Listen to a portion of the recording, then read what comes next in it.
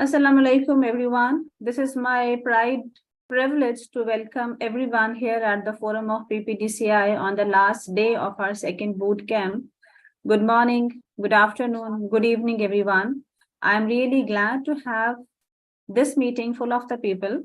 And let's see who have joined us from where. Let us go through the chat room for a while before starting with the exact input session. All right, we have Mariam Khan with us.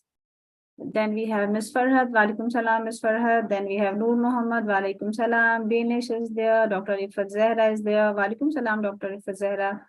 We have Kuratullah Nabil, Hira Asif, Lareb Mehman, Natasha Nadeem, Salma Kashmiri, Kasser Naveed, Farhad Sheikh, Jenny Lewis. Oh wow, ma'am Jenny, welcome at our forum. Lovely to see so many people online. I'm Jenny from just out of Sydney, Australia. Yeah, ma'am Jenny is the second speaker. Actually, we have swapped the sessions due to some commitments of the closing ceremony. I requested ma'am Jenny to present in the first half of the day, and she is kind enough to accept the request, and she'll be presenting in second half. That would be 1 to 2 as per our standard time, and for her it would be 6 to 7 p.m. Thank you very much, ma'am Jenny, for joining us. We have Jenny, and then Binish, and then Mariam Khan. Patricia is with us, Lareb Mehman is with us, Shahzadi, Hina Wasef, Iram Batul, Itrat Rana. Kaisar Naveed has joined us from Saudi Arabia, then Farhana Faisal from Hyderabad, Nihal Fatma from Mansehra, Aisha Shoro is there again. She is the BS student of English Language and Literature and a very active participant of the entire boot camp. Welcome on the boot. Then Misbah Hassan, Saima Sheikh, Shahzadi is with us from Pakistan, then Tathir, Noor Muhammad from Tharparkar, Dr. Mansoor Darazi from Karachi, so on and so forth. I'm really glad, honored, and humbled to have you all with us. So, ladies and gentlemen, many of you know me, and there are many who actually don't know me in the real sense. I am the founder director of Personal and Professional Development Center, which is an international organization working and striving for making this world a better place by helping the teaching fraternity around the globe. And that is what we have been doing for quite long. And I'm very thankful to the trainers who join hands with us and they present at our forum, and then they help us in training the teachers and making this world a better place. And our objective is to equip the heralds of future for 2040 so that they may deliver in the best possible manner back to this world. With this, I am a Cambridge certified teacher trainer, and I've done the certification of teacher training from Arizona State University. I am currently working with the top-notch private school of Pakistan as a principal and professional development lead. And this PPDCI is my living passion, is my living dream, actually. With this, let's move on further. I am going to cover a very important domain today. I call it a domain, not a topic only, because fixed versus growth mindset is really a very broad spectrum. And we'll be able to understand after the presentation how and why this is so very important in our own lives on everyday basis. This picture is self-explanatory. We can clearly see a side which is barren, and then there's a side which is full of colors, and then there is an idea which is lighting up, and that is something which is the growth mindset. Before moving on to objectives, let's talk about this very quick shift which we can bring in the lives of our children. Commonly, what happens, students at very young age have got tender minds and their ideas are negative and self-defeating. What we need to do, we need to have a conversion from this negativity to positivity and from self-defeating to self-empowering. How can we do that? For example, from I can't do this to I can't do this yet, but I'll learn. And then from I give up to I'll succeed if I put forth my efforts. This is the mindset we are going to promote today, which will give us the signs and signals that failure is not fatal. That's actually a way to learn and perform further. Now we need to see which are the objectives for today's talk. So these are, we'll be exploring what is mindset. We'll understand fixed and growth mindset along with their differences. We'll identify growth mindset by case studies. There are around some 9 case studies. We'll see as per the availability of time. My target is to at least cover 5 of them. And then learn to embrace challenges and mistakes. Developing a growth mindset and formulating growth mindset for real life. That's the practical implementation and the most beautiful part of the presentation. We need to understand what is a mindset. And for that matter, I would like you people to work with it. What is a mindset? I'll appreciate if you can give me a few answers in the chat room. You're welcome, Nihal Fatma. Thank you for the nice comment. To you, what is a mindset? Approach, okay. What else? I always believe to keep the sessions very interactive because the actual aim is to walk away with the learning ideas. Set values and priorities, a way of thinking. Aisha Shoro, very near to the exact answer. Perception, how you think, the thinking mentality. Very right, Hamza Harun.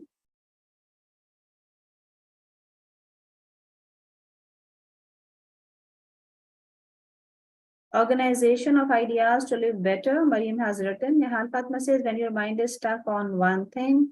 A set of beliefs. Yes, Patricia. Prior knowledge or set of beliefs. Set of attitudes, beliefs, and assumptions shape their thinking, behavior, responses, and different situations. Perfect. I have found my answer. See, actually, mindset is a thinking pattern, which is a set of different beliefs altogether. Give me a second. Let me put the participants on mute. Otherwise, this is going to be a problem for us.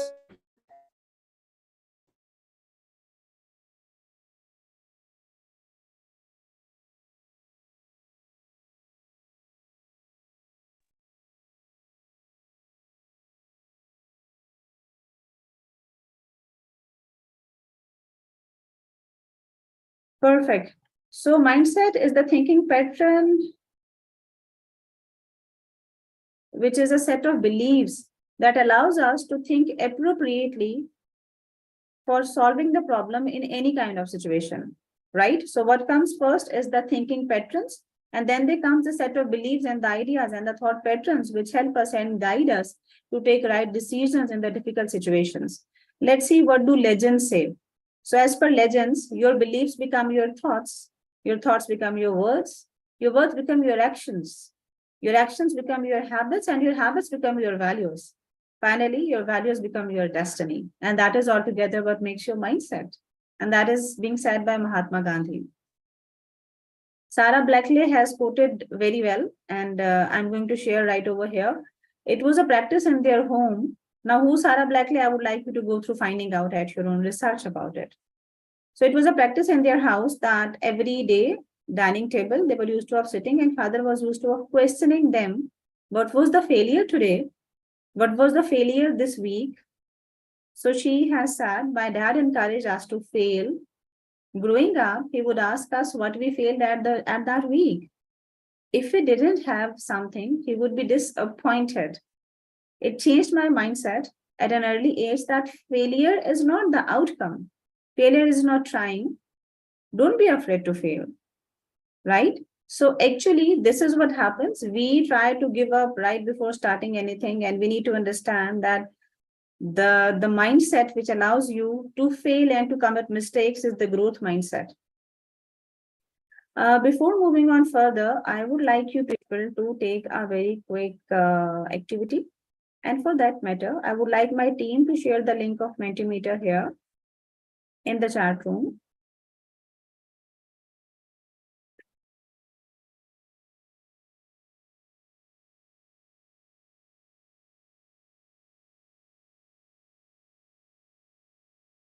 Please share the link of Mentimeter here in the chat room, PPDCI team.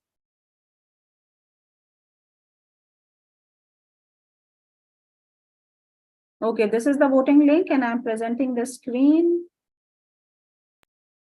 And I would like you all to see how you can start voting with it.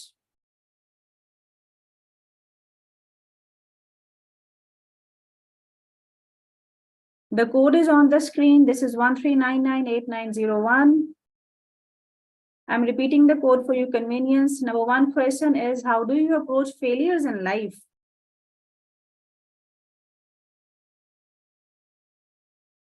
How do you approach failures in life? Let us know in few words. 13998901 is the code in case if you are struck or prompted from entering this zone. And we have a minute for this activity.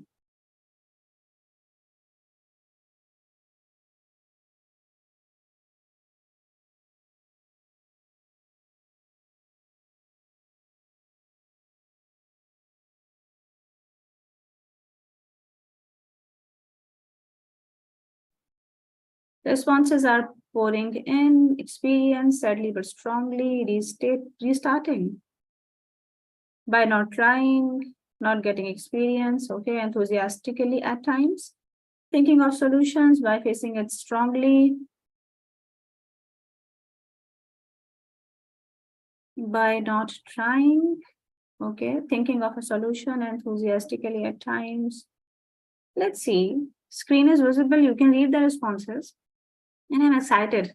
I'm really excited to see these multiple responses.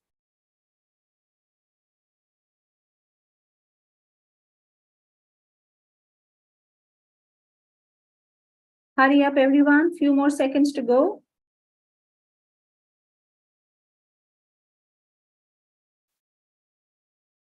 All right. Unlearn and relearn. Greatly stated.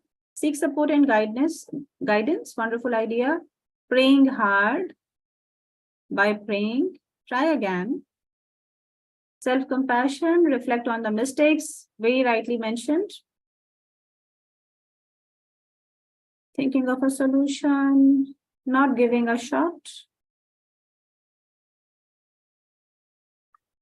By staying positive, lack of planning, looking for positivity, learn from it and improve. Wonderful. Accepting it.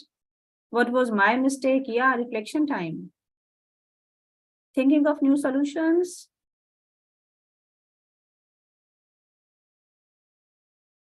Okay, perfect.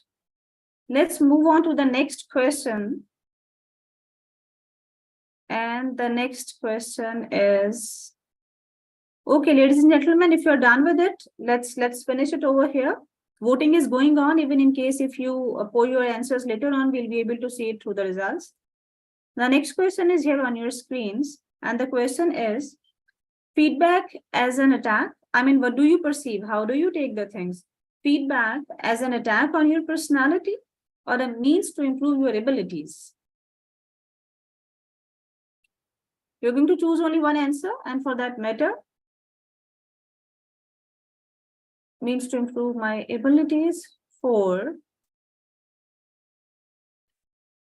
5, 6. Oh, wow. Everybody is on means to improve my abilities. Very nice.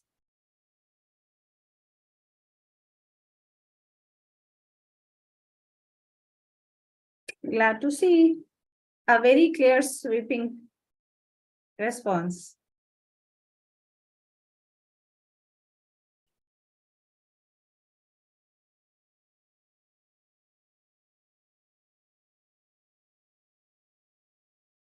You need to click the link in the chat room, which will take you to Mentimeter. The code is 13998901. And then you will vote for the second slide, the second question that is asking you about the feedback. How do you perceive it? Okay. 1, attack on my personality, which is likely happen at times. And then 16 means to improve my abilities. Wow. All right, ladies and gentlemen, let's move on further. I'm really glad to see these responses. My aim was to keep the session interactive so that everybody may feel that as if they're participating with all their energy. All right. Thank you for the participation. Voting is still going on. In case if you feel like adding on your responses, you can.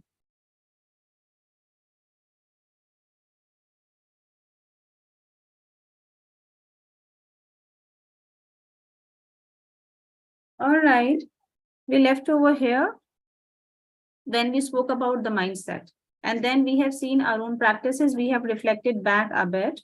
And now I would like you to look at this complete cycle, and that tells us that beliefs are not concrete and are not by birth only. They can be transcended. These are the habits of minds created by experience, and they create blind spots, are self-deceptive, shape our lives, shape our world, can be developed. So this is the nature of mindsets, which is fixed growth, and then it's benefit. With growth mindset, there comes a lot of benefit. And this is an area, let me tell you, ladies and gentlemen, this is an area which is not only important for the teachers, but for everybody. Let's say you are a homestaying mom, you are a father, you are a student, you are a teacher, you are an engineer, whatever you do in life, you need to understand that this topic is so broad, which relates to every profession. And that was my aim to pick it up. Something general and something very broad. Okay. Now let's see fixed mindset versus growth mindset. What happens in fixed mindset? A fixed mindset means you believe intelligence, talent, and other qualities are innate and unchangeable. If you're not good at something, you typically think you never will be good at it, right? This is the fixed mindset. I mean, we blame the people that this is because of my husband, my life is not working. This is because of my boss, my job is not excelling. This is because of my colleague who's performing better than me. This is because of ABC, who's blessed by birth. And then the life goes on and on and on with this blame game. But in case if we have a growth mindset, then this happens. By contrast, a growth mindset means you believe intelligence and talent can be developed with practice and effort. Not surprisingly, your mindset plays a major role in your motivation, resilience, and achievement. See, we live in our heads and we are what our thoughts make us actually, right? So the 75% we live over here, and then whatever we think, we become that. So we need to work on the thinking patterns we have in our lives. And that is what we need to understand, how significant this area is. This is something which is seemingly insignificant, but in the actual sense, it is very important domain. Now let's go a little deep down in fixed mindset and growth mindset. This picture is very interesting. I'm sure you would like it. And you can understand when there is a lock, nothing can happen. So you need to find out the keys today, and we together will be doing it. We'll be finding out the key to unlock this mindset. And I'm very sure till end of the session, we'll be able to find out the relevant keys. So with fixed mindset, which is limiting, talents, abilities, and intelligence is fixed. It's who we are. People think in this way, right? Run from error. Do not engage with it with a desire to look smart. People try to not to commit mistakes because they want to appear as if they are very smart, and they don't commit mistakes at all. Avoid challenges. They don't like challenges at all. It's not appealing to them. Give up easily. Feel threatened by the success of others. Ignore negative feedback even though it may be highly relevant and useful. Avoid new experiences with fear of failure. And look for people who can reinforce their self-esteem. And then focus on outcomes since they consider results as their identity. Can lead to cheating and deception. You can understand what happens here with this mindset. And when we need to see the brighter picture, the colorful side of the life, we need to understand that growth mindset is freedom. And what happens in growth mindset? Talents, abilities, and intelligence can be developed through effort and practice. So here, what is important? Effort and practice. These two are the keywords over here. Engage deeply and process the error with a desire to correct the error, right? Engage deeply and process the error with a desire to correct the error. I mean, mistakes happen, but we need to understand that mistakes are to be corrected. Embrace challenges. Preserve in the face of failures and setbacks. Find inspiration in other success. Accept criticism as a way to learn. Embrace novelty with a desire to master new skills. Look for people who challenge them to grow, right? They don't try to hire yes man or people who don't challenge them or who always believe that whatever they are doing is something so charismatic, is something so influencing, is something so overpowering. And they keep saying yes, yes on every stage. But they love those people who challenge them and challenge their thoughts. Focus on the process and learning without worrying about the outcome, right? What is the key word here? Without worrying about the outcome. I mean, they don't think what the results are going to be. What they do is they perform at their best and they play at their peak and they are looking for something which is going to happen miraculously. And then they know that this miracle is happening only because of their will, only because of their energy, only because of their efforts which they were putting in. It's not something they help from divine and then they are sitting and resting and waiting for that divine help. Divine help comes when we struggle at our best and we give our best. All right, I have clicked the wrong button. Okay.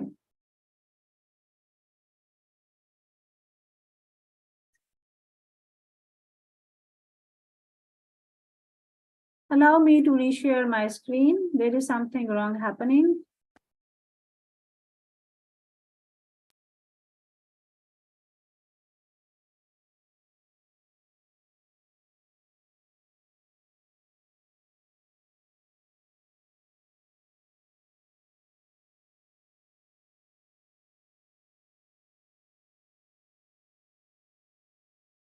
All right, perfect. Meanwhile, I would like to go through chat room. I wish I could go through, but we have time constraints and doesn't seem like I'll be able to go through the chat room in detail, but I'm really aiming for reading your comments because I can see the comments are pouring in very rapidly.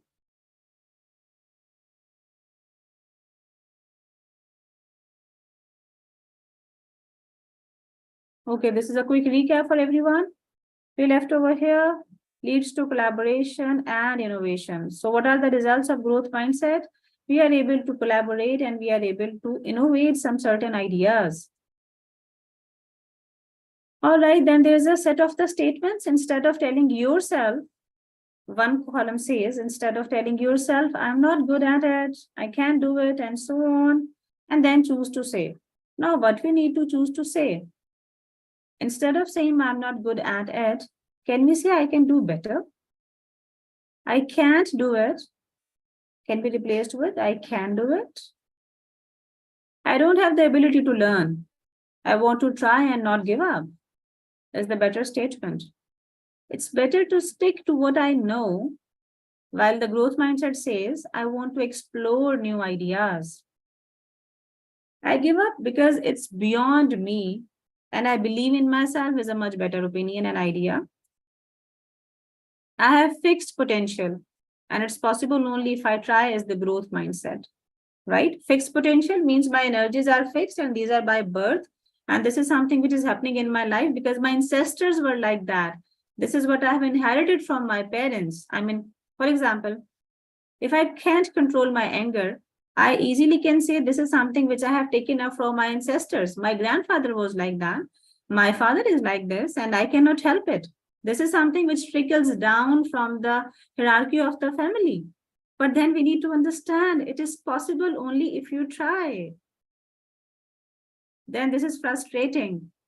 It's okay to fail. It's perfectly fine to fail because failure is again a step towards the ladder of success. I am who I am can be replaced with I can learn from my mistakes. This is hard, very commonly stated. This is very hard. I don't know yet. I mean, something which is hard, for example, maybe you don't know how to drive a car, but then saying this is hard is something you are in passive mood. And once you sit on the driving seat and you hold the steering and you start driving, you will start learning. And then what would you be saying? I just don't know yet. What is hard actually is something which you don't know at that specific time. And remember one thing, failure of not doing is always removed by doing. right? So whatever we need to learn in life, it comes by doing only. It comes by practicing many a times, failing in those, and then practicing again, standing up again, trying and struggling once again. Let's move on further. Okay, then there is again a chart which contains differentiation, which is one of our objectives to understand the differences between fixed and growth mindset. So we have already shared it in much detail. I would like you to go through this pictograph and find out if it can help you. I can understand it's like very horizontal, but it's readable. So give a minute to it and read out. Meanwhile, I'll go through the chat room and then I'll see what is there for me in the chat room.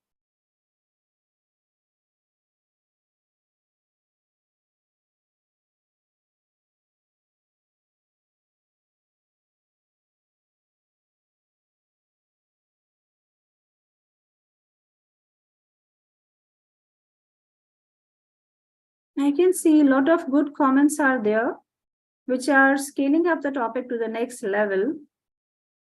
Aisha Shoro has written, fixed mindset can never let us think broader. Yes, Aisha, you're right. If we have to look at the bigger picture, we have to look with a better mindset. Noor Muhammad says, fixed does not understand and don't accept something new. Yeah, exactly, Mr. Noor Muhammad. They keep dwelling in the past old ages and they don't feel like coming up. They don't embrace the new challenges, the new technology, the new innovations happening in the world. And they say, my experience and my thinking is something which is 100% correct. Nihal Fatma says, and it can bring positivity in our personality as well. Yeah. Kavita has written, embrace challenges with the success. Yeah, exactly. That's the right story. You all are on the dot. I'm glad to see that. Okay. Now we are on to the case studies, which is very important area. We'll be understanding it even in the broader manner by these case studies. So case one is a complex new project as a setup for failure or a chance to expand your knowledge. Let me word it simply. If you are working somewhere and you are given a new project, so what do you think? That new project is a setup for failure. I mean, somebody has conspired to make you fail in that new project, or this is a chance to expand your knowledge. See the broader perspective? Given a chance to lead a new project with multiple unknowns, hard timelines, or complex requirements, our mindset can determine how we approach the challenge. So can you write down this in the chat room? A complex new project is a setup for failure, or it's a chance to expand your knowledge.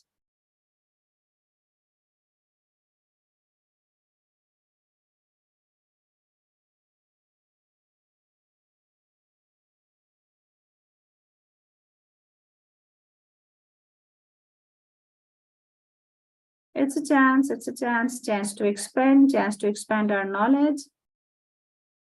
Doreen has written, in the past, there were a lot of things I thought I couldn't do, but when I decided to adopt and practice a growth mindset, I realized that my capabilities are endless. Complex new project, chance to expand knowledge, expand your knowledge. Yeah, this is something, trying something new is like expanding your knowledge. See, in the world, we are living in a massive world. And even you and me, we don't know what we don't know. Even the level of ignorance is something which we have no idea of. So we need to understand that for knowing the world more, for making best of this one single given life, we need to take chances. We need to try something new. We need to accept new challenges. Okay, then what happens? If a fixed mindset, in a fixed mindset, what happens? The fear of failure will prevent us from taking on the challenges. The worry that we are not capable of handling the unknowns, others will view our extra efforts as a lack of our ability. And a question, our smartness, if we fail, will make us give up the project even without trying. This is what common phenomena is. People think new project means I cannot do that because people might judge my performance. So self-doubt about our own capabilities and the beliefs that we cannot learn can kick off imposter syndrome, which further validate our thoughts that we are not fit for the project. We are not fit for the project at all. And imposter syndrome is a syndrome in which we feel that somebody else is excelling, so it brings us down. Our level of confidence goes down when we see somebody else doing better than us.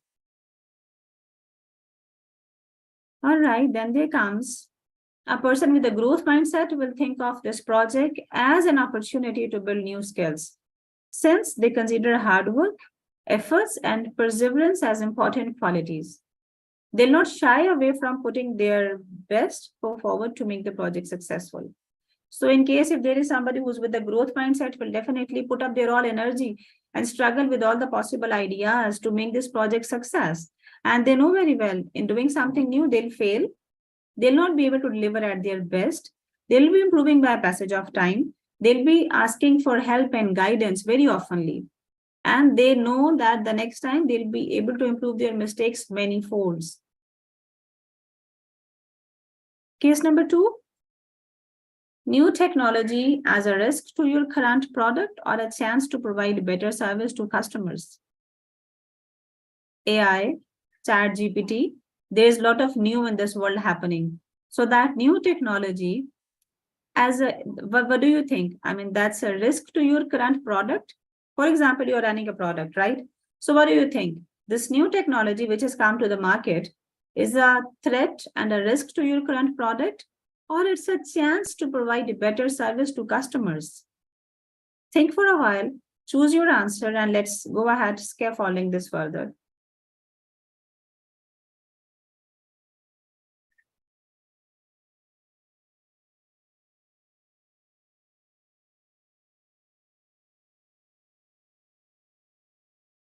New chance to provide better service, to provide better services, chance to provide better to customers, okay.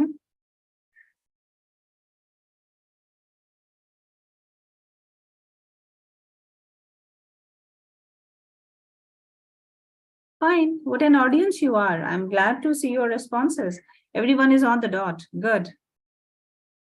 All right, so a person with a fixed mindset will take new technology as a risk to their current product, and they will try to shy away from using that product in one way or the other way. They'll try to run away from this situation.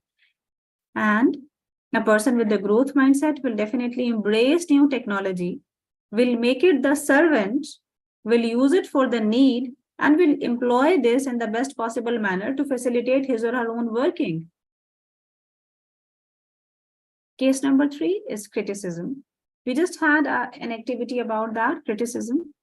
So let's have little more information about it. How do we take it? Fixed mindset says, when people give me feedback, it feels like criticism. Okay. Growth mindset says, I appreciate when people give me feedback. It helps me learn and grow. And then there's a tip. How can we work with the students? See, it happens when students are being told that their work is not appropriate and they need to improve. Even it happens with the parents as well. So the only tip is, which is going to help out, and this is what I have experienced in my own professional career of 20 years. But I have found out that if feedback is bilateral, I mean, teacher is giving feedback to the learner, and then learner is giving the feedback back to the teacher. So this bilateral feedback normalizes the situation. I mean, you tell a child your handwriting is not good, but then they are not able to speak back and they take it as criticism. But in case if you write on the board, on the green board, on the white board, and you ask them, how does my writing look? So they tell you it's not that good. It's perfectly fine. I mean, you need to improve it. Allow them to give you feedback and tell them, how can you improve this? Or instead of asking this open-ended question, how does my writing look on the board? You can ask them, how can I improve my handwriting? So they'll be giving you feedback. This bilateral feedback will normalize that criticism actually is a way to improve. It's not a way to put somebody down and to humiliate someone, or maybe to hurt the self-esteem of somebody. We teachers need to normalize this situation, and this will come only by doing again. Move on to case number 4, academic struggles. We have seen students who have academic struggles, right?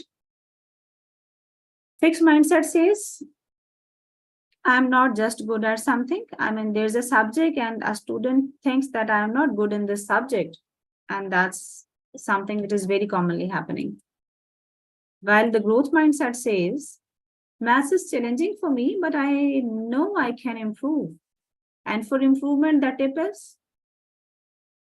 is here. If somebody is not doing well with any single subject, what do we do as teachers? We as teachers give them extra attention, give them remedial classes, help them in elevating their standards, and then keep putting and keep sharing and keep tracking how far they have come. And then we celebrate their small success. We celebrate, we appreciate them. And this is exactly the same parents can do. Children cannot be good at anything and everything. So instead of labeling them that you are disobedient, you are defiant, you are not following my instructions, it's much better to talk about the problem and then to provide the grounds so that they may flourish in that specific domain. And that specific domain will require a lot of specific focus and attention.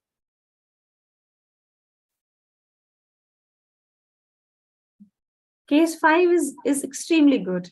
Low level of confidence, we are going to talk about.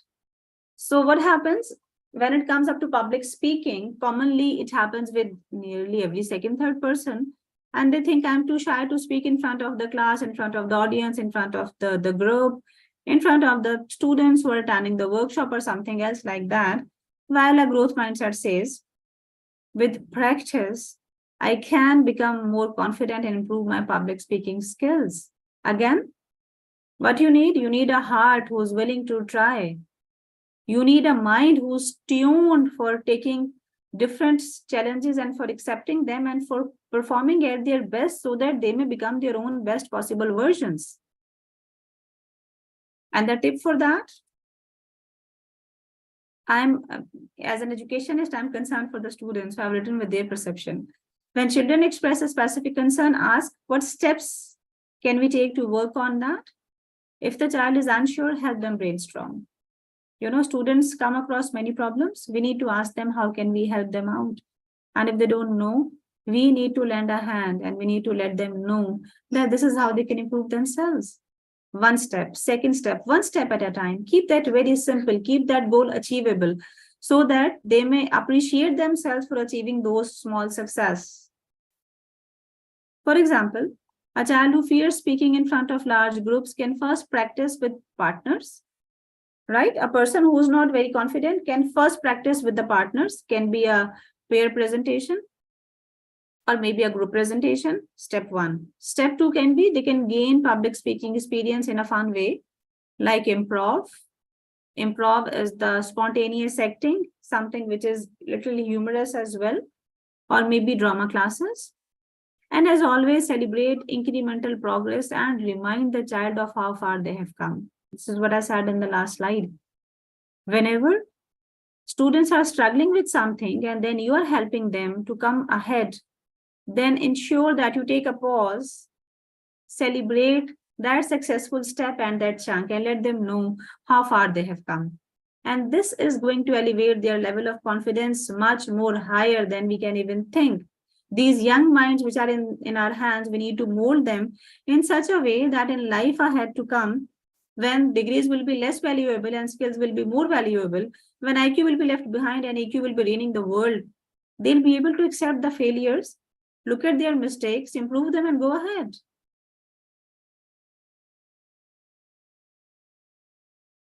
How much time we have? All right, let's do this case study as well. Rather, I am interested in doing another case study. Let me find out. Fine, this is appropriate. So the growth mindset for excellent performers. We have certain students, certain people in the world who are really excellent at doing so many things. So what do people think commonly? I'm already a really good writer, or I'm already excellent to this. I don't need to get any better. Happens? People think my experience, my expertise are matchless, are flawless, and I don't need to improve them in any way. So I don't need to get any better any further. While the growth mindset says there is always room for improvement. See, whatever the good I can do, whatever the good you are doing in your life, we today are are at this platform. The only purpose is to teach and learn. I teach and I learn. You learn and you teach. And at times, at different forums, I'm very sure you also teach and learn. So this cycle of learning is going on process. The moment we stop learning, that's the moment when we grow stagnant, and that's the end of our achievements. And remember one more point. Whatever has brought you here at this point where I am and where you are in our lives, I'm sure we are very successful in whatever we are doing. So whatever has brought us here cannot take us there. So in case if you need to go higher than this, what you are doing in your life at this moment, ensure that you keep learning. Ensure that you keep excelling and you keep polishing your own prevailing skills manifold so that the world may get marveled by the performance you put in the upcoming days, and let the world again get marveled by seeing you as the best possible version of your own self. And that's possible only when you try and fail, and then again stand up and once again try. That's actually the key to success. So the tip for the kids is, if a child excels in a subject, we have students who are very bright in the classes and they waste their time in something which is non-productive. We need to make sure they are being challenged enough. Children who have mastered grade level skills without having an opportunity to move beyond grade level may feel improvement is impossible. Happens. The children who are far ahead than their fellows, they think, now I am the excellent student and I have no need to improve further.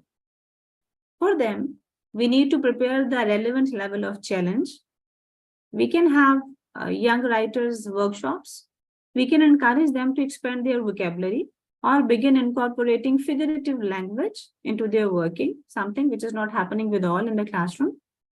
Maybe ask them to write down paragraphs instead of writing the pointers or the sentences only. Or ask them to participate in some local writing competitions. That's the one case only. And parents can also introduce additional enrichment experiences to those children. Because if they know something at this moment, they need to know much more better than this, what they know at this moment exactly. This is how life is going to work for them. I am going to leave case 7 and case 8 and case 9 for the later stages. And we have a task here. This is the task for trainees. I want you all to think for a while. Name a successful person you admire. Research the failures and obstacles they had to overcome. And respond in the chat room by writing name of the inspiration and then the failures faced. For example, if I quote Holy Prophet Sallallahu Alaihi Wasallam, the Prophet of Muslims, who's the most influential person around the globe, he had been struggling a lot in spreading Islam, and he failed and failed and failed many a times. And then there were times when he had only 1 or 2 supporters, but today it's a global religion and it's being spread everywhere. So we can understand the inspiration and then the failures. Or we might will speak of Thomas Edison. Thomas Edison was expelled from school when he was in 4th grade with a letter of suspension containing the details that we cannot teach your child because he is this. Mother read out that teachers have written the letter and they have mentioned that Thomas Edison is extremely skillful and we don't have teachers to teach his competence level. And then mother started teaching him at her own. And the world is enlightened and we can see the lights because of Thomas Edison. And he failed thousands of times in inventing bulbs, single one invention. And then the world goes on and on and on. So I want you to think of inspiration. And then if you know the failures they faced, please write in the chat room. Yeah, Elon Musk, SpaceX, rockets failed more than 10 times and then he introduced reversible rockets. Yeah. Rightly mentioned.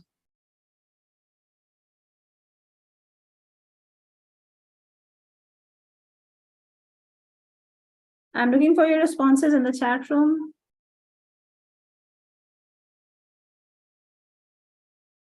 J.K. Rowling, whose writing was rejected multiple times, and today she's one of the best sellers. Harry Potter, yeah. Wonderful example.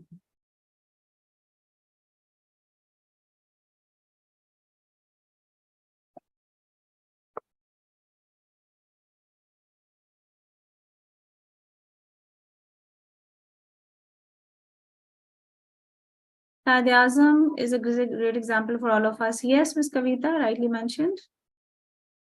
Albert Einstein got kicked off out of the school. Then Thomas Edison. Yes, Thomas Edison I just quoted a while ago. So this is how we explore that there are so many people and successful people around the globe have necessarily failed. And out of failure, they created castles. Out of failure, they marveled the world. Out of failure, they kept trying and kept struggling. And today we see the results and we see the outcome and we see the responses as well. Bill Gates, Benazir Bhutto, yes, Walt Disney. Exactly. Lot of more examples. Perfectly fine. Thank you very much for this active participation. Helen Keller, Abraham Lincoln, Wright brothers, yeah, Graham Bell. Thank you very much. Thank you very much for this active participation. Muniba Mazari, Allama Iqbal. I won't be able to read out all the responses, but again, yes, you are on the dot. You are exactly very nifty and clearly on the dot. Go ahead. I'm not going to go to case 8, but I want you to go through seeing this iceberg. What happens with these successful people? What do we see is the tip of iceberg, as we can see in all the successful people's life. Failures, failures, failures here at the bottom, which are not visible. And then tip of iceberg is something which we see, which is success. So success is only tip of iceberg, but beneath that, there is hard work, there is failure, there are doubts, sacrifices, risk, discipline, courage, hard work, late nights, good habits, action, sacrifices, giving up their own choices, and lot more and lot much. Okay, we are skipping some of the cases. And here we are at the last stage of our presentation. Shift to growth mindset. How can you do that? Tell yourself a different story. Look at the other side of the picture. Set learning goals. Capitalize on your own failures. Listen, you need to understand failures are the chunks to success and ensure that it keeps happening and you keep doing it. Choose Goldilocks tasks. Now, what is Goldilocks task? Goldilocks tasks are the tasks which are moderate, neither very difficult nor very easy. Average level of the task is Goldilocks task, which is achievable. Be consistent and flexible, very important again. I was thinking if we can have a kind of worksheet, which is a growth mindset worksheet. So I just visualized this and found out, and I have put it over here. When you will get the presentation, you will be able to see all the columns. And in case if you can take a print out and you can practice this growth mindset for 30 days, it's going to help you out practically in your own life. My references are this book, Upgrade Your Mindset, Vinita Bansal. And I'm going to share this Vinita Bansal's book with all of you. What are the lessons for practical implementation? I want you all to infuse this all learning into your own practical life. Let me reinforce one more point in the last slide. This book is available in PDF with me. In case if you need to write to me or write here in the chat room, my team will take the note. I'll be sharing this PDF with all of you. The book is not very voluminous. It's only 33 pages, but life-changing element. I have taken all the content from this book. This is my reference. So in case if you need an e-copy, please write to us in the chat room and we'll be able to provide this to you. Lessons for practical implementation. Now see very quick glance at what we have to do for infusing growth mindset in the practical life. Overcome limiting beliefs to tap into your potential. Let go of negative self-talk and reframe it with a more positive tone. Shape your identity to redefine who you are in the world. So still you have time to reshape your identity. Let the world see a new face. Let the world see a positive change in you. Shift from denying or justifying to accepting mistakes to help you grow. I mean, saying I'm sorry I committed a mistake is not a problem. Is not a problem at all. It's something which is perfectly human habit. Achieve better results with the vision and motivation to improve in the future. Let go of fear and self-doubt to lead with courage and possibilities. Invest in the right kind of effort instead of working incredibly hard and not moving forward. You need to know the right direction. Stay real by cultivating self-compassion instead of hashing after high self-esteem. Get back on track when you get off course. It's not of course, it's off course with challenges and setbacks. When you are derailed, get back, bounce back as early as possible. Craft your vision, craft your vision at your own, and plan of action to achieve your goals and bridge up the gap. And most importantly, put these ideas into practice in real life. We need to learn to practice growth mindset to become our better versions, to support our families, to support our colleagues, to let our organization grow. See, before becoming a professional, I am a person. So what as a person I am is something which goes with me at every single place. So for becoming a good teacher, we need to become a good person first.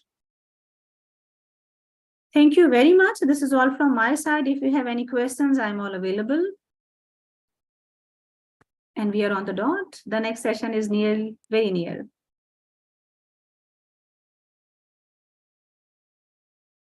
Okay, I cannot find any questions as such. Perfect. I am going to share a poll with the permission of Ma'am Jenny, because this is the time of her presentation. I'll take only 2 more minutes, ma'am, and then the ground will definitely be yours. You can see this poll on your screen, which contains 3 questions. I would like you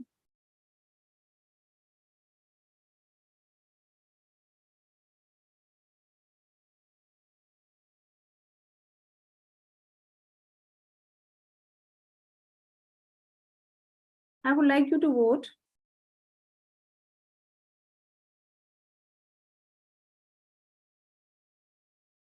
Keep doing it, please. You can see the poll on your screen. And then there are 3 questions, and I would like you to click the button, quickly answer the questions.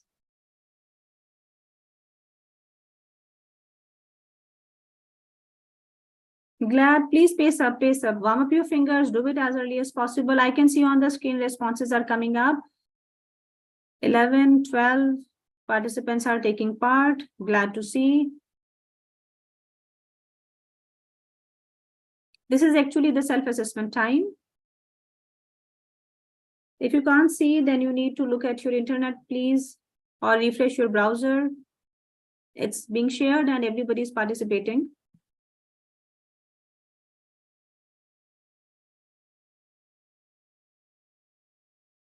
I will give 1 more minute to this poll, then I'll end the poll and I'll share the results.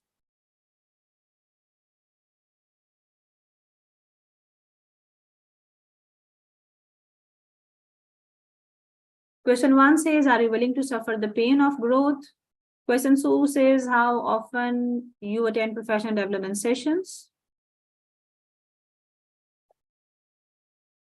And question 3, which is your preferred way of taking trainings?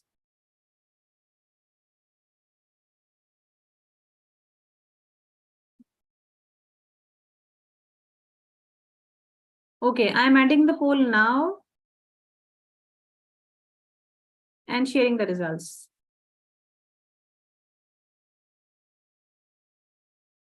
And you can see the results on the screen. You yourself are telling me that are you willing to suffer the pain of growth? So you are saying, yes, I'll suffer the pain of growth and become my better version. In question number 2, you are telling us, what I have asked you is how often you attend professional development sessions. So very often is the most answered option. And question number 3 contains, which is your preferred way of taking training? It's virtual online. 12 persons have voted for this, and both is being voted by 14. Perfect, perfect. Stop sharing it. Thank you very much, ladies and gentlemen. This is all from my side. Thank you for being very active audience. And I couldn't go through the chat room, but I'm going to save the chat and I definitely will go through this. Without much ado, I would like to introduce our second presenter, and she is none other than my inspiration and teacher of the teachers, a lady from whom I have learned a lot within no period of time. With us today, we have Ma'am Jenny Lewis. Ma'am Jenny Lewis is Global School and System Leader. She is learning specialist and she has been teaching us at this forum for quite long. This is the 4th time Ma'am Jenny is sparing time for us, and she is at this platform. Ma'am Jenny has reformed and transformed millions of lives in her own this professional career, and I'm so glad and so honored to see that she is my teacher as well. Thank you very much, Ma'am Jenny. Over to you. Thank you so much. I've just enjoyed really the session we've just had, and I'm looking forward to discussing and talking with everybody along the way. I'm not quite sure if I can share at the moment. And I just looking, I could a minute ago, and I don't think I've got that capacity now.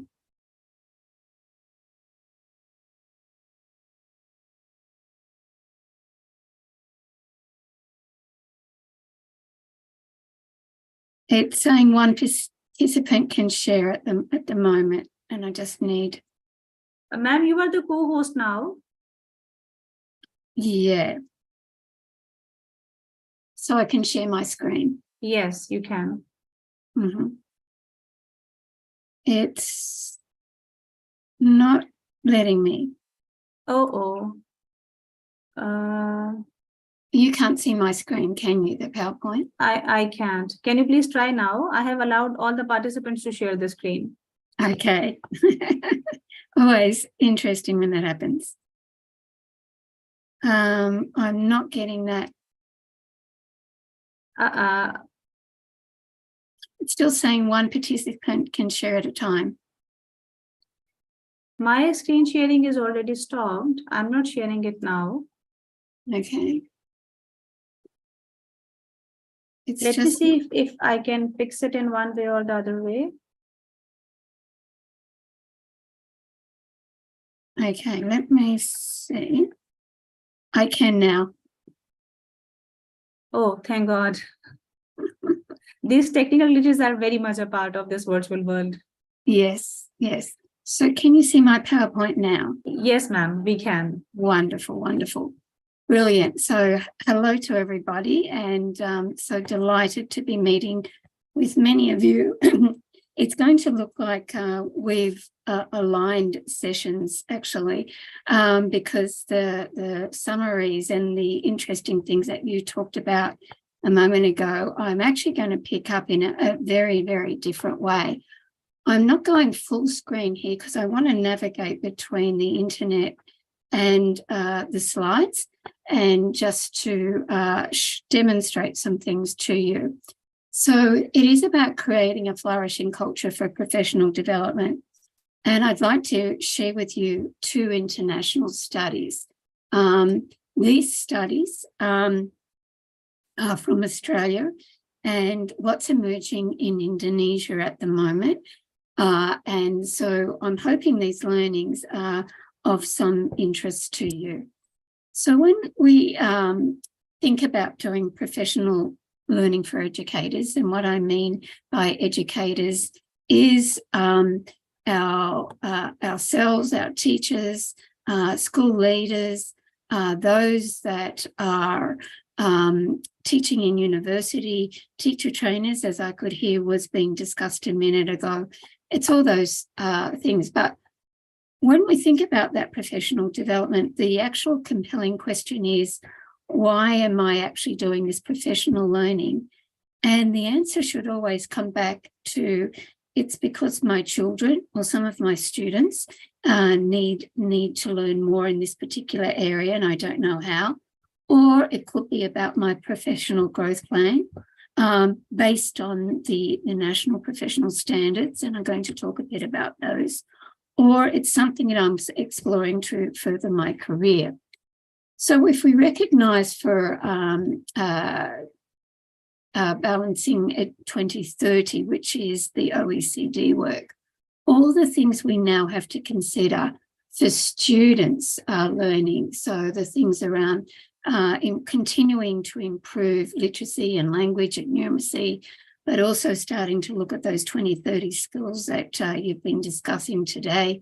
How do we build agency in students, teachers, and other people that we're supporting how do we share 2030 transactional competencies and those sorts of new things that we need to think about in terms of working with children in classrooms. It puts a different lens on what we've actually got to be thinking about in terms of our own professional learning. So if you haven't seen this work, Learning for 2030 from OECD, have a look at a number of pieces of work that are being shared by OECD with over 200 countries. 200 countries are exploring the professional development that's needed to actually teach students of the future and the capabilities that teachers will need. When I started to think about what we'd be talking about today, I did go to the OECD Education GPS and actually just hit on teachers to see what it would say. And so when I looked at that, and so I'm just going dynamic for a moment, I started to think about, okay, when I'm talking about the growth and development teachers, I need to be thinking about their work conditions to be able to do some of this learning in. I need to be thinking about the design of professional learning. I need to be thinking about the learning environments I would love for them to be developing. I'm thinking about the practices that I need to enhance, not only myself, but to share and grow in others, and about the leadership capabilities that need to be considered in that. So if I go straight to the professional development web, so just instead of going from teacher, thinking about teaching professional development, it puts a new lens on it because I'm starting to think about the practices. And I'm also starting to think about the journey of those that have come through initial teacher education to where they are now. So anything that we're thinking about the growth of development for teachers locally and nationally, we also need to be actually telling initial teacher education trainers that this is the growth journey for all teachers in our state, our region, our country. But it's also where I get a shared global definition. So professional development is also called professional learning, is called professional best practices. It's called a number of things. So if you go a little bit further down on the compass, it gives quite a good description of what professional development is, and then key insights, current insights from OECD about professional development. So it's a helpful little compass to look at. And what we're going to look at today is also some of the professional practices. And then you see it opens a brand new web. So we can look at what we need in terms of student engagement and motivation. Again, it points back to teachers' professional development and the learning environments we need to consider. But if we're starting to look at what professional development looks like in terms of improving practices for teachers, then again, we can come down and look at the key insights in those areas. So to get a shared international language, because I know that we are looking at an international community here that Hina has got together, I've gone to this sort of shared language to make sure it's not Australian-centric. So coming back and looking at what Pakistan is doing in this particular area, because I'm going to talk about the Australian professional standards and how the Australian government, the states or provinces, principals and teachers are working with the professional standards for teachers. So these are the 10 professional standards in Pakistan. And I'm going to explore assessment as one of the examples, because I can use an Australian example, because we exactly have a number of these professional practices. And look at how it's unpacked as a national strategy, a state strategy, a school strategy, a learner strategy for the teacher, and a leadership strategy, so that we're building this shared knowledge, this shared capability, and a shared way of how we do things around here in terms of professional development. So what I'm going to introduce you to is, and I think in previous sessions, we have visited the Australian Institute for Teaching and School Leadership.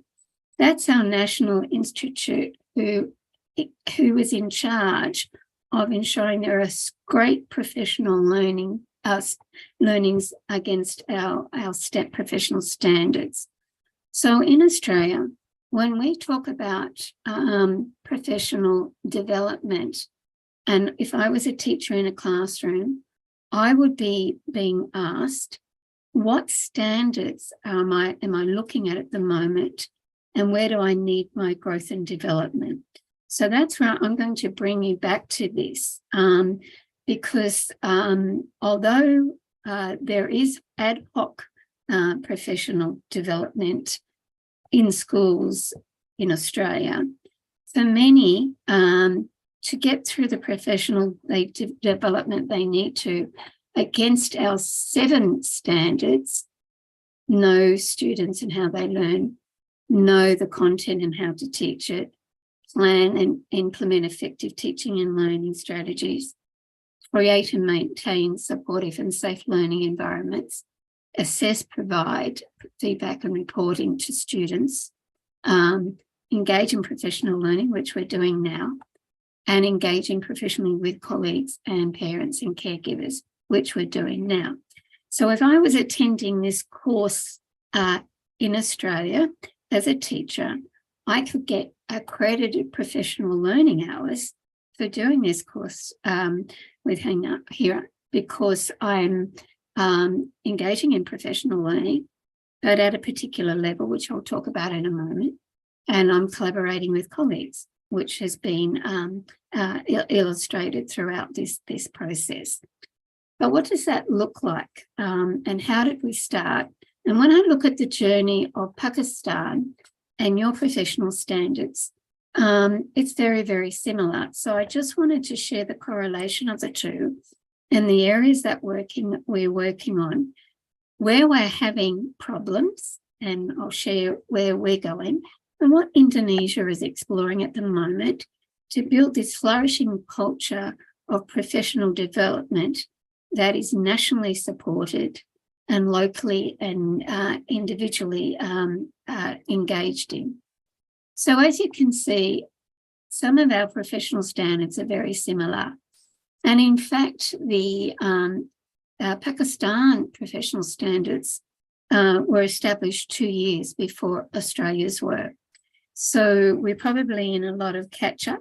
I just wanted to see share with you how we're using the professional standards to create a flourishing culture of professional development. To begin with, it's centred in a national narrative. So the theory of professional development improvement by our Australian government was created after the professional standards were finalised. There was built a national statement about successful learners in Australia, our students, and how teachers and school leaders, parents and community will ensure the goals of every student. So we have explicit goals for what every student in Australia should know and be able to do at a broad level. It's a powerful statement. It's high level. It's not punitive. It's just this flourishing statement that dreams about these student learners and their growth and development to be global citizens from the journey they go on in our schools. You can find that in our Alice Springs Declaration. It gets revisited every 2 years. When you get the slides, you'll see the links to this. So here's our narrative. We have a very strong narrative around what our teachers need to be doing to ensure every student in our classroom is a global citizen, is able to engage in learning, and go on to have great lives and be contributors to society. To achieve that, the country, each state and province, every school, and every teacher and school leader commits to high quality teaching and school leadership. And so there's different versions of how that looks in each of our states and provinces. It's supported by an Australian teacher performance and development framework, and I'm going to visit each of these, and a very clear Australian charter for professional learning for teachers and school leaders. So how professional learning, professional development should be facilitated, designed in our schools. There's a very clear menu recipe for that, so that every learning experience should be a quality learning experience, and not always, but should be. There's a clear design so that teachers and school leaders can progress through a career in teaching and leadership and be recognised for the amazing work they do in their schools. Because the Australian Professional Standards for Teaching and the Australian Professional Standards for Principals have provided a strong framework of what every teacher and leader should be able to know and do. So that's great in words as a high-level model. But we knew in practice that it needed to be broken down into very clear steps. So how did we get that very clear language in our Australian schools? Back in 2009 and 10, whilst Pakistan would have been having the same conversation, we were talking about, as a profession, so that was the principals' councils and teachers' councils, teachers, school leaders in their schools, deans of education, unions, government agencies were discussing what does an Australian teacher look like and what should they be able to know and do. And the same conversation happened afterwards about what is an Australian school principal and what should they know and be able to do. So we knew, because we're a big country in geography, we're a small country compared to Pakistan in terms of population. We only have 25 million of counting all of our population. Our geography is as big as the United States of America. So how are we going to make sure that every teacher had the access to the same professional development and the same opportunities for career paths and the same opportunities to be high quality teachers and to be able to access great leaders to support them? How are we going to make sure that this happened? So this is why when you go through the Yates model, you'll see this. The profession put this together because it's one thing to know the professional standards and to have them there at words. But if they're not living, and if we can't go down into them and build a shared knowledge of what they are, then they just become words on paper. And what's interpreted in a city in Pakistan or in Saudi or in Mexico or in Kenya and Nigeria, wherever you are, will be interpreted in different ways. So when we saw the mindset definitions, people had different ideas about what a mindset is. It's the same thing that if we were to ask a question, and I'm going to go to our 5th standard so we can be focusing on something that you can come back to and work on. And if the standard said provides timely, effective and appropriate feedback to students about their achievement relative to their learning goals, people would see that differently and it would be interpreted differently.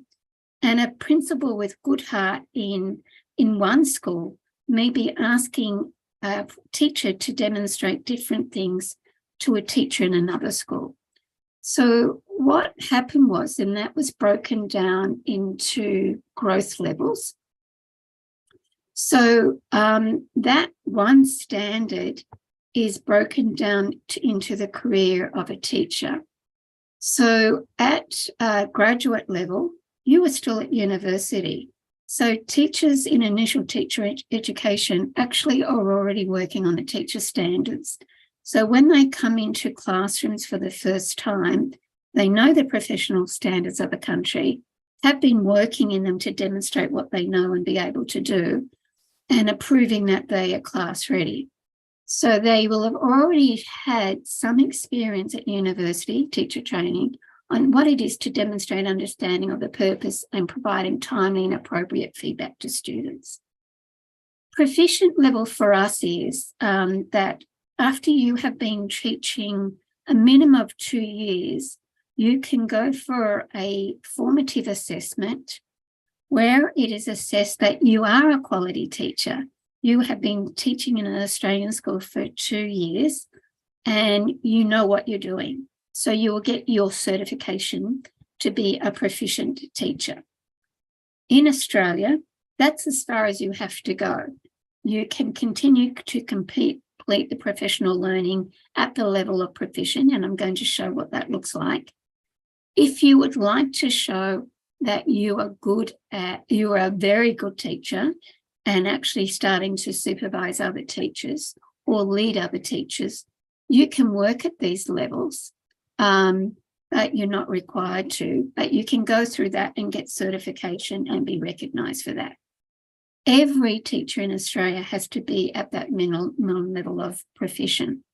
So I'm going to take you in to look at some proficient examples of what we expect at this standard for a proficient teacher. So you see now, I've come in at proficient, and these are the different things that a teacher will need to demonstrate and know and be able to do at that level, at proficient, and continue to demonstrate that. So are they good at providing feedback to students? And what does that look like in a number of demonstrations? Can they not program robots? It's looking at how they work with other teachers. And this is the example that we're going to use. And so we've got different illustrations of practice to look at how they provide timely, over here in the proficient square, provide timely, effective and appropriate feedback to students about their achievement relative to their learning. As you can see, for graduate, they had to demonstrate an understanding. And if you working at highly accomplished, you'll be working at select from an effective range of strategies. But we're working at proficient, and to show different ways of working at that level, what Eitzel and the profession did was to provide different sorts of examples that help teachers understand what this standard and its indicators look like. So if I go into this one, providing feedback, there's an illustration of practice. So if I don't know how to do that, no matter where you are in Australia, you've got one example of a video of a teacher giving a student feedback. I've got as an example of context in use, a description of where it's happening. And I've got some good discussion questions, because if we were looking at this particular area in our school, the school leader could use it as a facilitated professional development activity, or as an individual, if I'm improving my practice in this area, I can go in and work on these myself. And then down below, you'll see some resources. And what we've also got is what's called an offline package.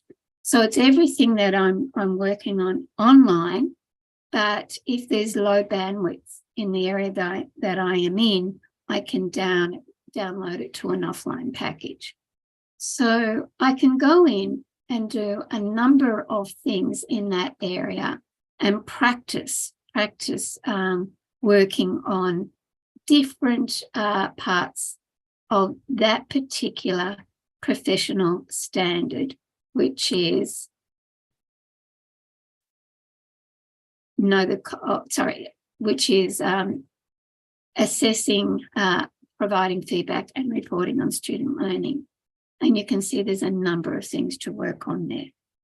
So that way we had a shared understanding of not only the standard, what you have to do to show that you can work at that standards, and some good examples so that no matter where we're in Australia, whether you are in a one teacher school or a school that's got 300 teachers and nobody's looking after your professional development, you've got a whole pile of resources. So that's what that example focuses on there. And I'll come back and talk to you about that in a moment. So you can see that it's developmental. It goes from easier to harder at that level. So you can explore it's strength-based and you can continue to improve on your teaching or work on that with others. But there's a shared knowledge of what that means. Also on the AITSL website, and you'll be able to go in and download all of these, is a number of resources, because we also found that if you're in a poor school that's under-resourced, or if you're a teacher that doesn't have great professional development support in your school, where can you go to? So you'll find all these resources there. Now, although the government owns this, the profession has done this. So the profession continues to look at all the things that we need in terms of resources. And each year, AITSL curates with the profession, teachers, school leaders, university lecturers, teacher trainers, all that, a new lot of resources that schools across Australia can use. So we've seen villages work on this. We've seen schools work on this and share resources back to AITSL to load if their quality is short. So that's the same path that Indonesia's working on. At the moment, they're developing their professional standards, and they've got 13 for teachers. They're building out what that looks like as a continuum. So there's this shared language in Jakarta, Bali, or in the most remote village up in Agung or up in Lombok. So everybody can access the same resources online and offline, and the support materials. But coming back to this, we said, okay, it's important that we have a good professional learning design for this. It's really important that we know that any designing that's going on in the districts, the states, the schools is worthwhile, has impact, and moves teachers forward. So what you'll also find in the links is the Australian Charter for the Professional Learning of Teachers and School Leaders. We say learning instead of development. It's called the Charter. And it's a booklet that shows the research that was done back in 2014, so it does need an update, about what good professional learning looks like in our schools and how a learning design should be shaped. It affirms that effective learning should be always relevant to the students and the teachers' learning needs, that it's done collaboratively, so that you're not isolated and by yourself. So by AITSL designing that website, I could be talking with Hina about that standard I was just showing you. She could be looking at it in Pakistan. I can be looking at it in Australia, and we're problem solving professional practice together. So that's how we, it would work. And future focused. It's about making sure that we've got active professional learning moving forward. Just checking in if there are any questions I need to answer at this stage, or shall I keep going? There are no questions, ma'am. All is pretty clear, so we can move on. Okay. So this was interesting because it came up in the previous session at the end. There's no point on working on a professional growth plan, if you haven't got a surety of support and a developmental culture that you're working in.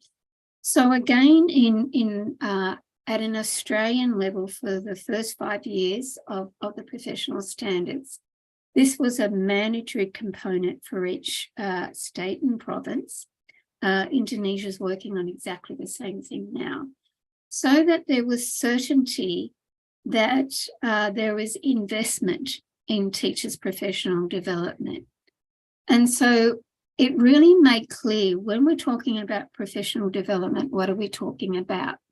Well, it's reflective, and there should be goal setting. It should refer to the professional, about professional practices. There should always be about a professional problem or a professional area the teacher wants to improve in. And there should be always feedback and review. Teachers should know, are they going okay, and where they need to go next in their professional learning, as should there be for leaders. Everything we do in this should be focused on student outcomes. Where can I continue to improve my leadership and teaching practices? It should be, but there should be a clear understanding of what effective teaching is. And we discovered, and it's still an area that we're working on, that we haven't got shared understanding of what effective teaching is here in Australia. And so we've reported that to the partnership we have with the Indonesian ministry. And we're talking about that straight up front with Indonesia right at the very beginning, because it was a conversation we should have had at the very beginning, and we're just getting back to it now.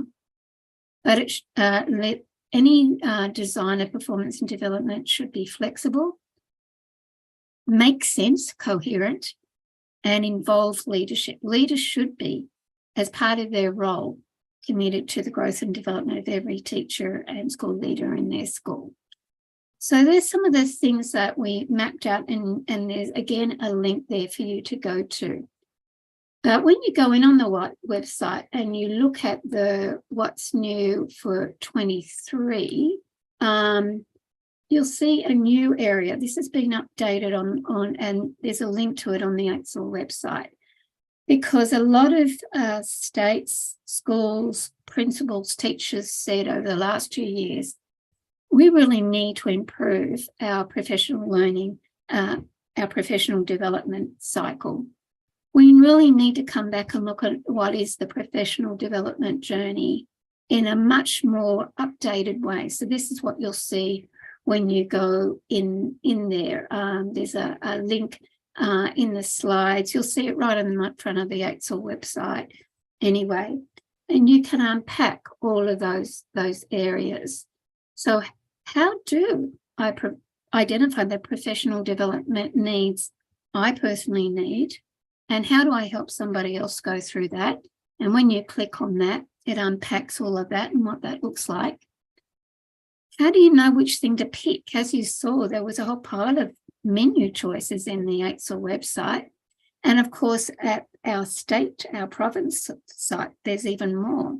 So what do I select and undertake in my learning so I move forward in my development? And you'll see there's a place where you can click on that. And then how do I do it, apply it, and how do I refine my learning? And how do I keep on working in that particular area? And I'm going to talk to you about that design piece in a moment. And how do I keep on evaluating where I got to so that I can identify my next professional development need? So all of that is quite a constructive cycle that you can access and go in and look at, because our schools and our teachers ask for it. And we're working on a similar, slightly different methodology with Indonesian ministry at the moment. And they've got, in the government schools, they've got 440,000 schools that they're trying to work through this with. So what does that look like as a professional development practice? So you can see that was the illustration of practice I just showed you in the life side of the AITSL standards. well, let's just say this was something I needed to improve in, and my supervisor had sat down with me and sort of said, look, let's look at feedback. You're doing all these things well, and you need to actually start to do a stretch goal around this, or it's something you may not have done. So this is just one template. This is from South Australia. They've got a formal sheet to work through online. As you can see, the professional teacher standards are there. So every time a teacher in Australia considers looking to doing professional development, it must be tied to the professional standards and show their growth and improvement. That's the important bit for all of our schools. So I've worked through that. I've opened up my development plan. I'm now looking at which standards I'm working on. And in this particular case, I'm looking at standard 3.1 and 3.3 and 5.1. So I'm really looking at how I write my lessons with clear learning intentions. I'm really coming back and looking at what my explicit teaching strategies are. And I'm looking to see how I can help students to self-assess in the classroom by doing this lesson. If this is live, I write down how I think I'll achieve this goal. And that's what I go through with my supervisor. When we come and look at this, these ellipses can be, I can say where I think I'm at, maybe needs attention, I'm on track. I can plot that in my learning growth. I can also talk to my supervisor about my career, which is always part of the discussion. If you remember back here, career progression is an important part of our learning narrative. So that's important to be always front and centre in the discussions we have. So this is what I want to do. I've just clearly come out of university. If I'm saying I'm wanting to complete my early career development program so I can get proficient status. And I'm also looking at where I want to be in 2 to 5 years' time. And then we work that out in terms of my behaviours, mindsets that need to be a focus of my learning plan, what that means for my well-being as a professional. My learning partner, my supervisor, must have a responsibility in that. And then we come up with the agreement, what training and development I can commit to, particularly if the school's going to pay for it. And all those things that need to be agreed to before I sign off on my plan. And in South Australia, it's reviewed at 6 months, the plan, and it's reviewed at 12 months, the plan. So sort of similar in design to what you were just talking about. So that's just one state example. I've been talking about teachers here. So just to give you an example of what a principal, a school leader one might look like. This is an example in Victoria, which is another state, and it's a school leader who's aspiring to become a principal. So they've got quite a formal aspirant program there that I work on, professional development program for those aspiring to be a principal. They work through their self-assessments against the principal standard. So they're talking about how they're going against the principal standard, the 5 practices. They are then applying to actually apply to do that, to go through the aspirant program. They do a 360 feedback as part of that against the principal standard. They start to build a portfolio. There is a point in the process where their people would say, their team would say, you're too early, not approved at this date, and give feedback to come back. or if they have been approved, they start this particular journey there and get their report and their professional development plan to start to become a principal. So at a formal level, these things are always tied. And then there's always some sort of consideration of where do we put all this brilliant professional learning, professional development we're doing, whether it's into a learner profile, whether it's into some sort of digital portfolio that the teacher keeps. So what things that we do for children, we forget to do for adults. So where are we curating all these worked examples we've completed?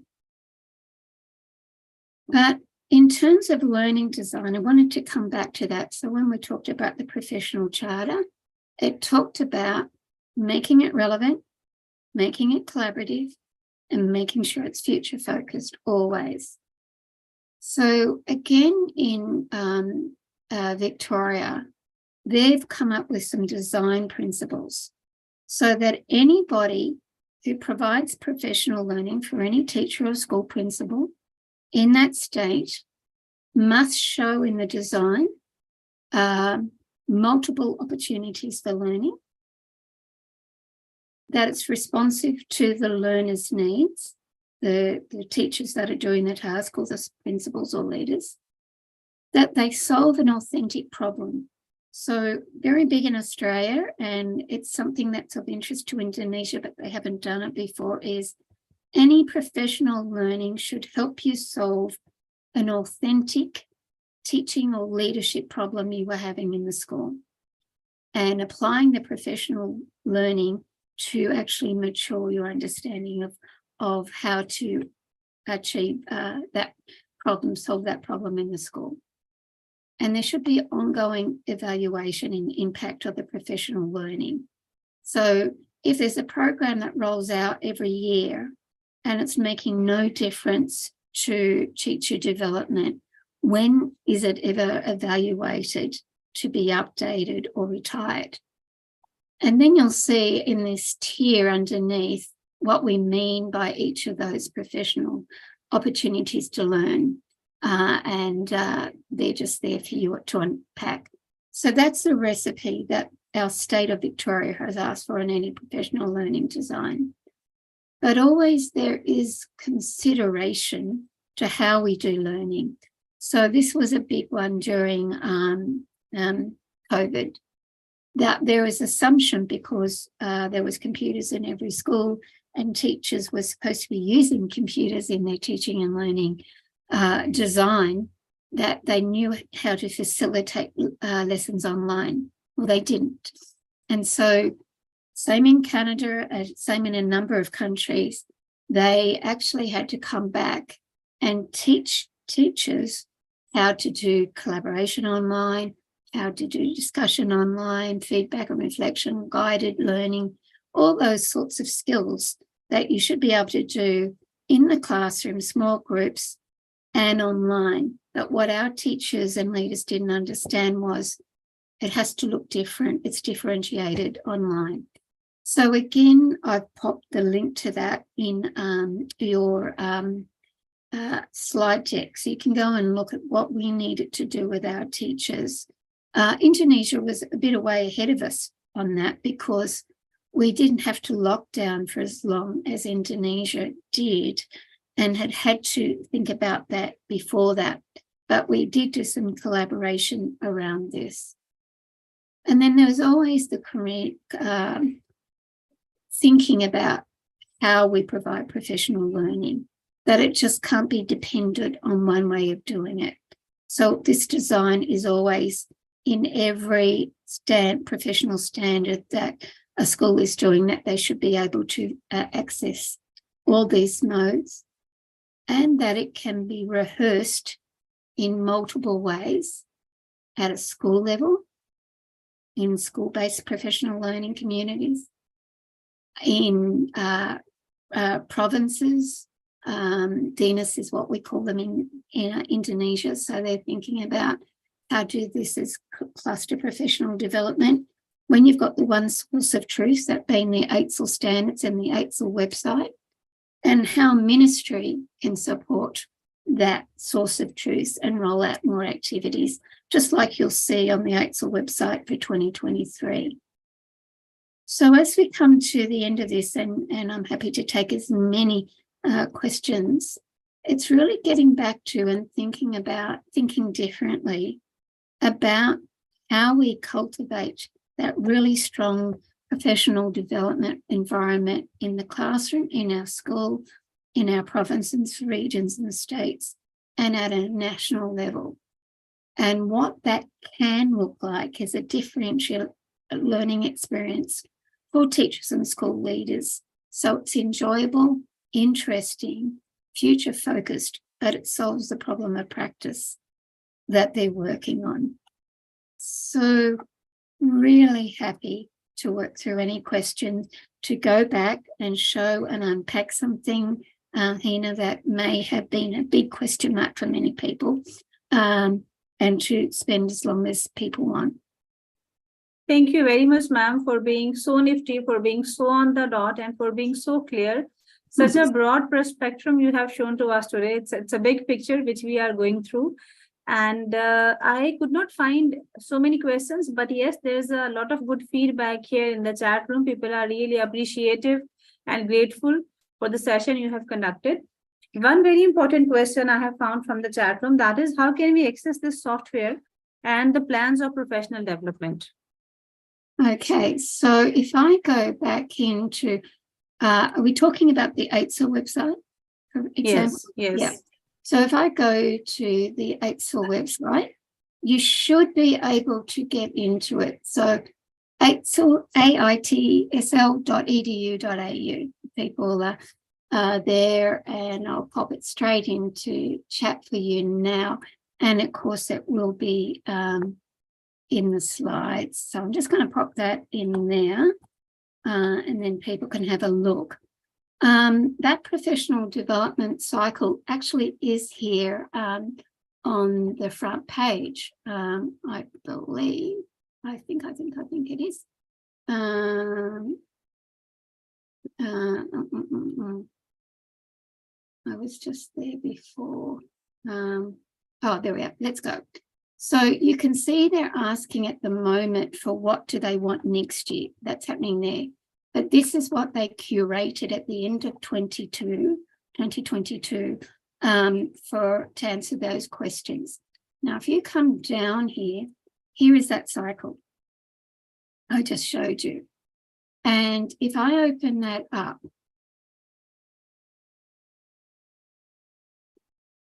it takes me to all of these areas and what it looks like. And it gives you things that you can do at each of those. But if I go down further, it breaks it down even further. So here you'll see some, just open that up for you, some professional learning templates, some reflective templates that you can access. And if you go down further here, it talks more about how to work through the learning cycle, and reminds people of things right back in that triangle I showed you where they are, and I've provided the links for you. But these are sorts of some of the things we're now in this lighter green circle, is that we needed to consider all along in our professional learning. Because as soon as people think they're on a professional learning plan, which they have supposed to have been legally in Australia since 2011, if not before, people think it's snoopervision instead of supervision and support. So really in schools and in our systems, establishing high levels of trust so that we can have honest conversations about, if a teacher says to me, oh, I can do all of that, I'm not worried about doing any professional learning, that we can have that trusted conversation and bring them back and say, well, I'd like to see more of that, because the children you have in your classroom this year are very different to last year. So it's about, and also what is happening in a lot of our classrooms in Australia yet, not in Indonesia because they see it as a lack of respect. But we've been working on this for a while, where we have planned teacher visits to other classrooms and we give each other feedback in a constructed protocol. So really starting to work through that green thing about providing strong vision and all those sorts of things. That's all unpacked there for you. And then if you even go down there further, there's lots and lots of references. What are high quality professional learning practices? What do they look like in the school? So there's some literature there for you to go through.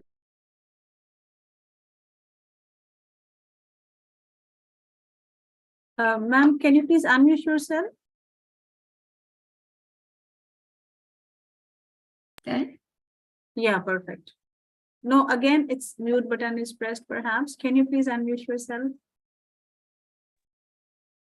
Yeah, it's all right now. Okay. All right, let's see how we go. So it's really lots of literature there. Please watch the dates on it though, because some of it's been there for a while and you want currency, and there will be other links around there as well. Lots of videos that have actually demonstrated what this looks like in practice around professional learning for you to look at. And they've picked different schools there, Catholic government schools, high schools, remote schools, and what does an evidence base look like in these areas. So there's lots of things for you that you can go back and have a look at there. And then if you even go down further, you can see, look, there's some toolkits you can access, professional learning guides, more about feedback. And there's a whole Facebook site that's been facilitated that I hope you can access, where teachers are supporting each other about practice, and there are some great teaching models there. And hopefully you can see the green across the top. So you can break it down. So if you're a teacher, a pre-service teacher, what's applicable to early childhood teachers, beginning teachers, and current and aspiring teachers. So that's all there on the website. And if you want to go even further, you can go more into the standards. If you're becoming a teacher, what that means. Lots more in there about teachers improving their practice, where to start, what to do, what support there is for school principals and becoming a leader. And there's a lot there for initial teacher education programs. Thank you very much, ma'am. Very clearly answered. The last question, it is, are these the universal standards? Sorry? The standards which are being shared on HCL website, are these the universal standards? These are our national standards. Like you've got the 10 professional standards. We've got 7. And when you go into that part of the website, you see those standards. I'll just go back into the website and bring them up for you.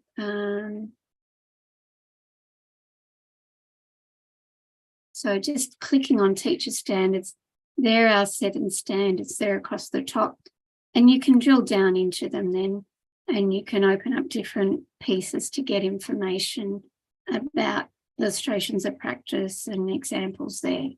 So they're all there. And what is most interesting, and why I picked the assessment one, there is some wonderful mapping to your 10 standards. So subject matter knowledge is the same as know your content, which is our 2nd standard. The second one about human growth and development is our standard 6 or 7. So you can see that the instructional planning strategies is our standard 3, 4, and 5, and assessment is 5. So there is lovely alignment, and there's probably some brilliant collaboration between teachers and schools in Australia and Pakistan teachers and schools around this. And there were a similar approach in Indonesia because they looked at our Australian standards as they built their 13 standards.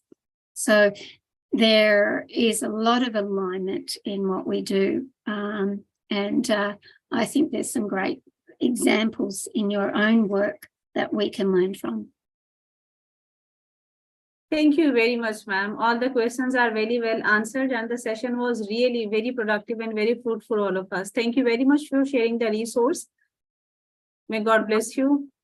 My pleasure, and it was wonderful to be with everyone. I hope it's been of some support. Any questions, I'm really happy to respond to either by my email or in LinkedIn. And once again, Hina, just an absolute pleasure to work with you. Thank you very much, ma'am. Praise from you is my prize, actually. Thank you very much. I'll collate the questions in case if I receive after the workshop, and then I'll be sharing those with you. Not a problem. Thank you. Thank you very much.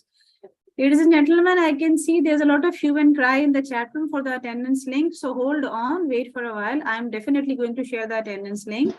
Just the closing ceremony, a few more details. I'll be announcing our team. You have been receiving this service throughout the week, so you should know who had been doing it all at the back. Behind the screen, who were the people? Let me share that with you. So ladies and gentlemen, please be in the appreciation of PPDCI team. You know me, I am the founder director of PPDCIC. So Ghulam Ali Buriro is the honorary advisor on education and policy. Mr. Bilal Khan is the general manager.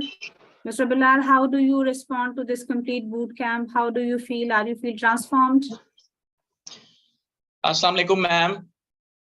And good morning, good evening, good afternoon, every one of you from wherever you are belong to. And it's really an honor for me to be a part of this boot camp.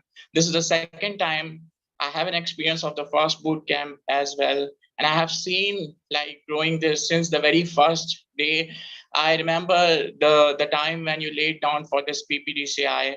And today it's really an immense pleasure for me to see it growing further internationally, nationally. So it's really a very great moment for me. And thank you so much for giving me this chance to be a part of this great platform. And I'm very happy that, Alhamdulillah, we have found such a great attendees. To see them, it's a booster. To see them participating, it's really an honor. It just boosts up towards work well and to see it growing more. Thank you. And thank you very everyone. much. Thank you for your efforts, Mr. Bilal. Then we have Mr. Bilal Khan is the GM of PPDCIC. Then we have Yazdan with us, and Yazdan is the IT manager. So, Mr. Yazdan, can you please feel like saying something to the audience? Assalamu alaikum, ma'am, and assalamu alaikum to everyone. Obviously, it's an honor to be the part of such an organization. Like it was firstly, it is nationally, it was PPDC, and then it become PPDCI, and it becomes international. So it's an honor to be to handle such an organization which is online. I used to handle such offline things as well, but now handling online thing is quite improved, and I have improved my skills as well handling this organization. Thank you. Thank you very much for your efforts. Much appreciated. Then we have Ms. Rima with us. She is the manager of operations. Ms. Rima, say hello to the participants and share something with them.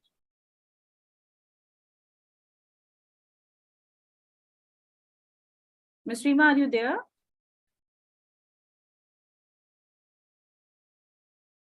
Perhaps she isn't with us. Yes, ma'am. Okay. Assalamu alaikum, everyone. It's a great Walaikum salam. experience. Yes, it's a great experience to be here with the PPDC. And thank you so much. We have improved a lot, like my communication skill, my learning skills, and all for you, ma'am. Thank you, Rima. We keep delivering and we keep becoming our better version. Yes, Thank you very much. Inshallah, ma'am. Ladies and gentlemen, let me introduce the new member to PPDCI team. She is Ms. Hira Asif. Ms. Hira Asif is recently awarded this designation of manager admin. Let's welcome her on board. Ms. Hira, do you feel like saying something to the participants, to PPDCI trainees?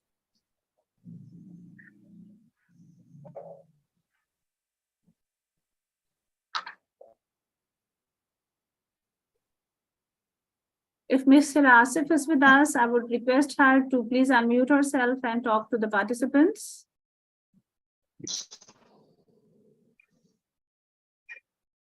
Mr. Participants are allowed to unmute themselves, so you can go ahead with it.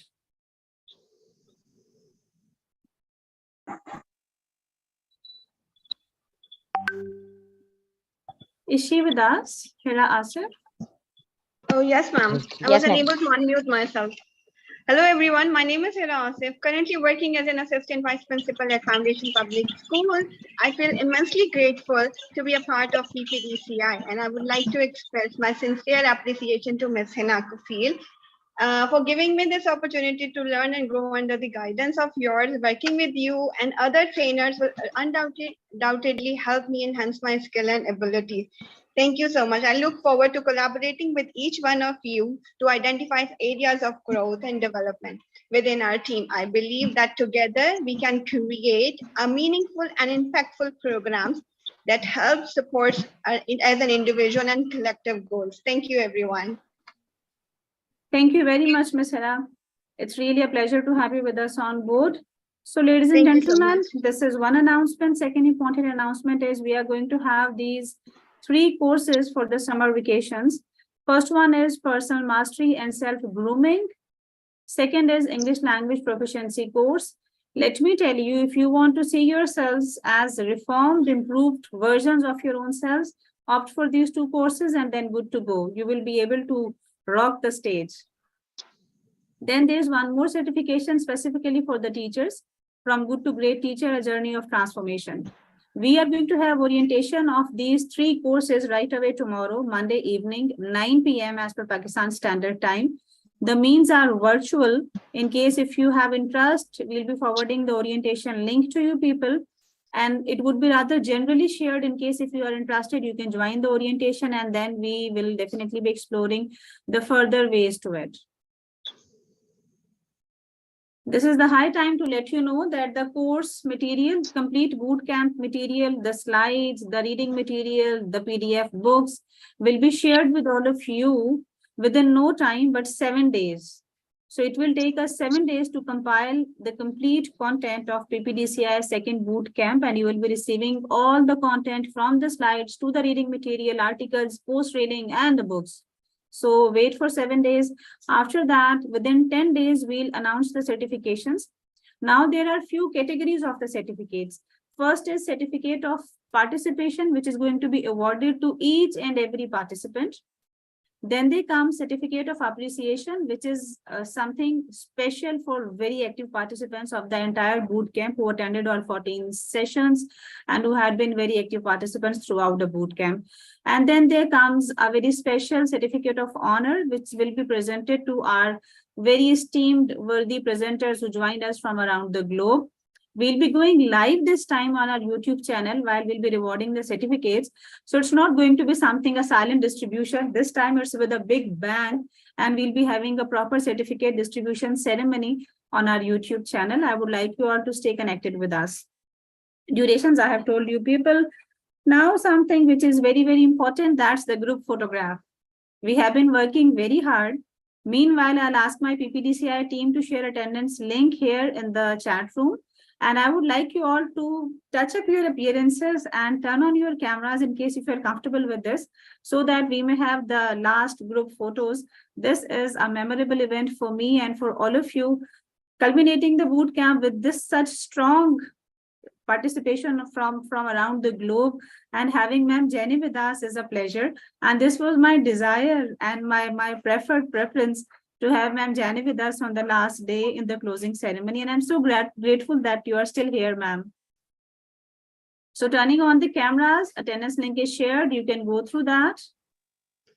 Take a moment, turn on the cameras so that we may have a group photograph. Excuse me, ma'am, kindly if you Ma'am, kindly if you announce that whatever the concerns and queries the people are having in the chat books regarding the upcoming courses, so they may further contact to us in different of social mediums we have. I am posting PPDCI official contact number, and it's here in the chat room. It's +92 333 266 7478. This is the official contact number of PPDCI. If you have any queries, you can drop your questions over here. Other than that, our official email I'm sharing here.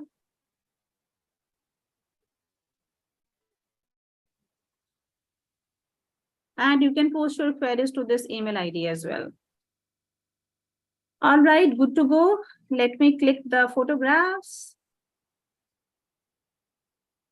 We have around some 4 screens, so I'll be covering each screen in a while, and I would ask my team to activate themselves for this very important photograph.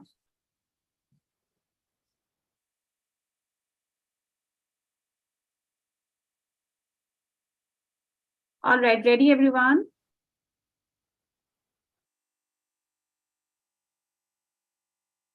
It's really a wow moment with a victory sign.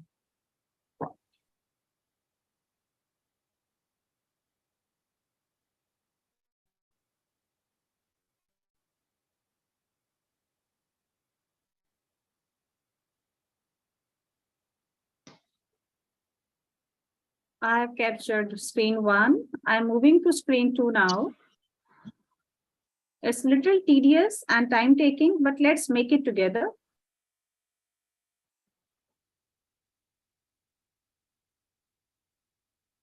Ready, everyone?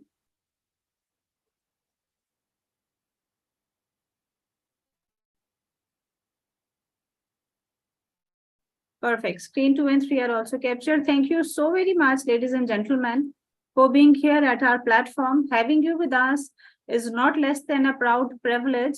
And, making this world a better place by coming together, joining the hands, serving the same goal and motive is something which makes this world a better place. So let's pray from Allah subhanahu wa ta'ala that whatever the learning we have taken from this boot camp, we become able to deliver that further back to the society and community. If you have any questions, you can post here in the chat room, leave a goodbye note for us, and you can leave the meeting. I'm not ending it because I'll be saving the chat, which is very, very special to me. And once again, thank you very much, ma'am Jenny. This is what I love about you, that you join from very first moment on your relevant day, and you stay with us till the end. So thank you so very much for mentoring all of us. My pleasure. Lovely to see everyone. Thank you. So goodbye, everyone. Take care. May God bless you. Bye. Keep delivering.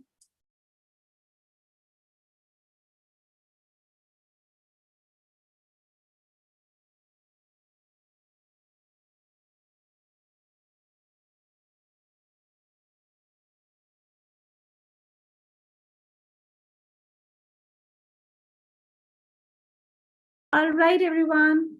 I'm ending the meeting.